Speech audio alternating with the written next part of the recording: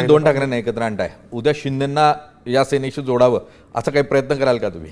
नाही, मला असं वाटतं की त्या बघा कसं आहे की काळाच्या उतरात काय दडले ते मी आज सांगू शकत नाही, पण एक निश्चितपणे का भविष्य काळ हा कधी ना कधी निश्चितपणे माझ्या चुका मलाही कळतील आणि इतरांनाही इतर या चुका कळतील की नक्की मी काय करायला पाहिजेत आणि काय तर निश्चित महाराष्ट्रामध्ये चांगलं घडेल. कारण आता एकंदर तुम्ही पाहिलं तर लोक पण कंटाळलीत. लोकांना दिसते की डेव्हलपमेंट काय चालेल, डेव्हलपमेंटच्या मागे काय चाललेलं आहे. आता तुम्ही जर पाहिलं तर साधारण 7 लाख कोटी म्हणजे 20,000 वगैरे आपलं बजेट आहे हो, आणि आता 7,85,000 कोटी आपल्या डोक्यावरती कर्ज आहे आणि आता 25-26 ते 9.5 लाख कोटीवरती कर्ज जाईल. मला तुम्ही सांगा ना, राज्याची डेव्हलपमेंट होणार कुठून? एवढं महसुलातून वाटा आपण मुंबई आणि महाराष्ट्राला केंद्र सरकारला देते, तरी पण आम्ही कटोरा घेऊन उभंच आहोत ना अजूनही.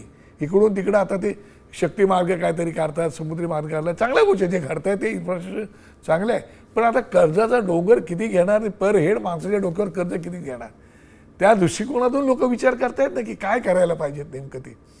आणि म्हणूनच भविष्यात येणाऱ्या काळामध्ये निश्चित काहीतरी चांगलं घडेल. मी आशावादी माणूस आहे. अगदी बाळा नांदगावकर आशावादी आहेत, प्रत्येक मराठी माणूस आशावादी आहे, पण नुसतं आशावादी राहून चालणार नाही, तर कृती करावी लागेल.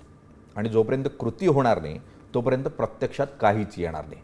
नाहीतर मग त्या मुंबईतल्या गर्दीत खुराड्यात बसून तुमचा प्रवास कायमस्वरूपी चालूच राहील. आणि इतकंच नाही तर मराठी माणूस हा MMR रिजनच्या म्हणजे मुंबईच्या उपनगरांच्याही बाहेर ढकलला गेल्याचं चित्र पाहायला मिळेल. आणि त्यासाठी म्हणून तुम्हाला आम्हालाच मराठी पण जपावं लागेल आणि त्यासाठी म्हणून योग्य दिशाही निवडावी लागेल. ही दिशा भविष्यात आपल्याला मिळेल अशी अपेक्षा करूयात.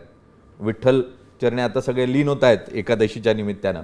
हा विठ्ठल राजकारण्यांना सद्बुद्धी देईल आणि मराठी पण जागृत होईल अशी अपेक्षा करूयात. बरं, तुम्ही आलात, चर्चा केलीत, खूप खूप धन्यवाद. खूप आभारी मी. थँक्यू.